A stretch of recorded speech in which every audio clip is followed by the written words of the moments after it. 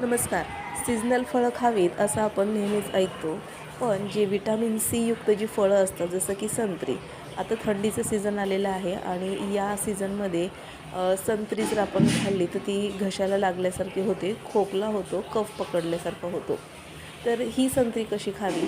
तर त्यासाठी संत्रीची साल पूर्णपणे सोलून घ्यायची, त्याच्या फोडी वेगवेगळ्या करायच्या आणि त्यावरती सैंधव मीठ घालायचं आणि जर मिरपूड असेल तर ती देखील तुम्ही थोडीशी चिमूटभर घालू शकता.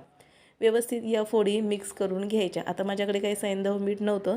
मी साधंच सफेद मीठ जे असतं आपलं ते घालून व्यवस्थित मिक्स केलेले आहेत आणि मग ही संत्री खायला इतकी टेस्टी लागत होती ना आणि अजिबात कफ वगैरे पकडत नाही आणि घशाला देखील लागत नाही.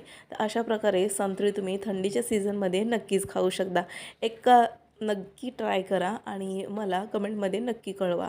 भेटू पुन्हा. तोपर्यंत बाय. व्हिडिओ आवडल्यास नक्कीच लाईक, शेअर आणि सबस्क्राईब करा.